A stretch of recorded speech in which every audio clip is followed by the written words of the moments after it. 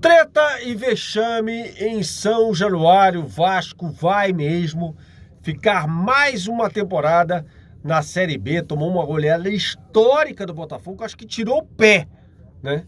Nesse jogo, eu comentei o jogo do Atlético Mineiro contra o América aqui no Brasileirão Play, estou na cabine de transmissão, mas assisti ao jogo do Vasco no celular, aqui na segunda tela, né? Até vou colocar o Maurício Bonato que narrou esse jogo do Vasco, para falar um pouquinho mais para vocês como foi essa partida. Assim, o Botafogo encaminha o acesso à Série A, não matematicamente ainda, né? Mas assume a liderança da B, acho até que vai ser campeão, tá jogando melhor do que o Coritiba. Coritiba que no sábado perdeu para o Náutico, jogando nos aflitos, né? E o Vasco, o vexame assim, inacreditável, a gente vai falar mais sobre isso daqui a pouco, tá? Eu lembro a você que esse vídeo tem um oferecimento do professor de guitarra e violão, Átila Reis. O site dele está aqui embaixo do canal, dele do YouTube também, aqui na descrição deste vídeo. E eu lembro que você pode acessar o site dele e marcar uma aula virtual de guitarra de qualquer lugar do mundo, de graça, do seu celular, tá? E você vai gostar e depois vocês vão se acertar ali em relação à periodicidade do aprendizado. Lembrando que você pode aprender a tocar uma música ali bem legal, com 10 minutos de prática por dia. E também vocês vão acertar ali um valor, né, que seja, que você considere justo lá para ter um aprendizado semanal, né, com o professor de guitarra e violão Átila Reis. Beleza? Tá aqui embaixo o link pro site dele também. Inscreva-se aqui no canal. É muito importante que você se inscreva no canal e também me siga lá no Instagram, tá? Eu faço análise de futebol lá, tem análise de futebol lá, tem fotos de coberturas, tal, de transmissões que a gente faz. Então me siga no Instagram também, @BernardoAqui, @BernardoAqui. Se você tá na dúvida, o link também para você me seguir tá aqui embaixo, tá? Bom, o Vasco tomou 3-0 no primeiro tempo, 2 gols do Marco Antônio, um gol do Navarro, né? Assim, contra-ataques, né? E assim, acho que o grande diferencial, embora o Botafogo seja um time muito mais bem ajustado do que o Vasco da Gama, que o grande diferencial passa pela expulsão do Léo Matos, que tomou um cartão amarelo aos 16 minutos, foi expulso aos 26, quer dizer, uma infantilidade desse lateral direito que desde que chegou ao Vasco da Gama só faz bobagem. O Léo Matos chegou ao Vasco da Gama no Campeonato Brasileiro da Série A na temporada passada, num jogo contra o Goiás, foi o jogo de estreia dele, ele jogou com o Abel Ferreira lá no PAOK, na Grécia, né? Ele fez gol nessa estreia dele, um empate por 1-1 no Alê Pinheiro. E depois, assim, é um lateral direito que não acrescenta nada, Vasco, que prejudica o Vasco da Gama. Fez um gol de cabeça lá no clássico contra o Flamengo também, no Campeonato Carioca, aquela vitória do Vasco por 3-1 sobre o Flamengo. Mas assim, ele prejudica o Vasco, né? E mais uma vez prejudicou com essa expulsão. E o Botafogo, com um jogador a mais, nadou de braçada, né, na partida.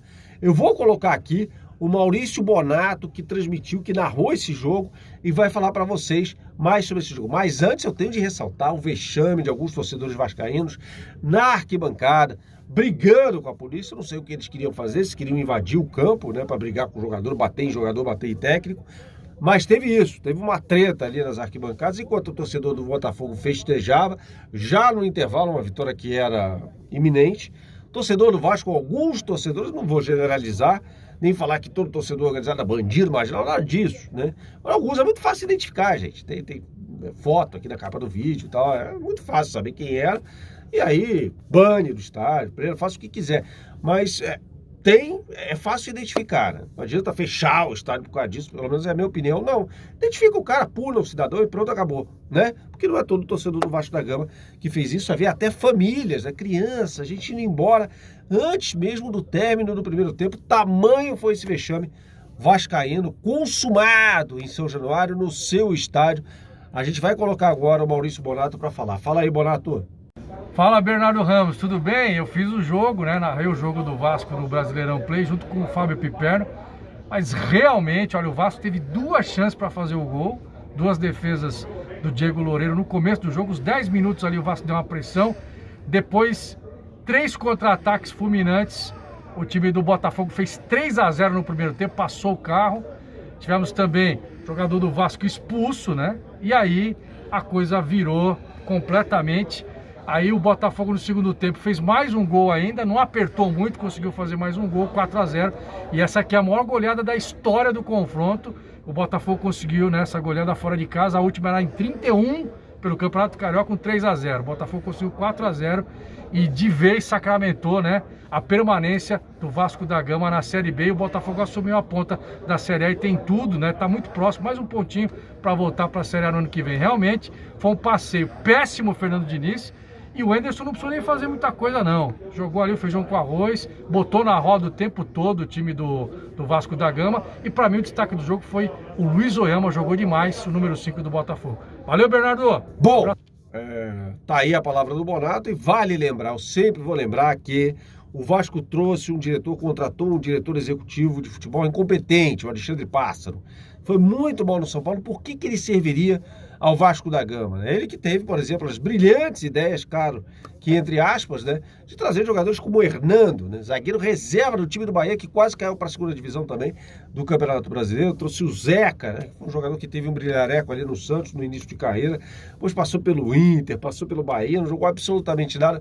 Veio para o Vasco e para mim a cereja no bolo é Marquinhos Gabriel. Agora, vale citar também que independentemente do técnico que tenha passado pelo Vasco da Gama nesse período, eu vou falar aqui do Marcelo Cabo, do Lisca doido, que foi assim, acho que a ideia, a pior dessas ideias aí de todos, do Alexandre Pássaro, perdão, foi ter trazido o Lisca doido. Como é que alguém acha que um técnico que subiu com o América, bem verdade, da Série B para a Série A e depois deixou o América numa situação terrível na Série A e o time só melhorou na competição depois da saída dele, por que ele seria a solução para o Vasco da Gama?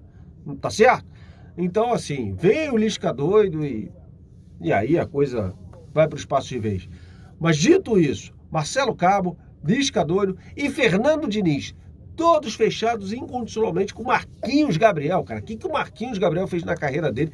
Passou pelo Palmeiras, foi um desastre, pelo Corinthians foi um desastre, pelo Cruzeiro foi um desastre, pelo Grêmio foi um desastre. Por que serviria para o Vasco da Gama? A gente tá falando aqui de um gigante, né? Não é para contratar refúgio. É um time que dentro das possibilidades e tem o maior orçamento da Série B, teria de contratar pelo menos jogadores competentes, não é mesmo? E não, trouxe esses jogadores horrorosos, culpa do Alexandre Pássaro, os técnicos escolhidos, culpa do Alexandre Pássaro também, que eu sempre vou lembrar, no dia 7 de outubro, disse num podcast lá da ESPN, que não haveria desculpa para o rebaixamento.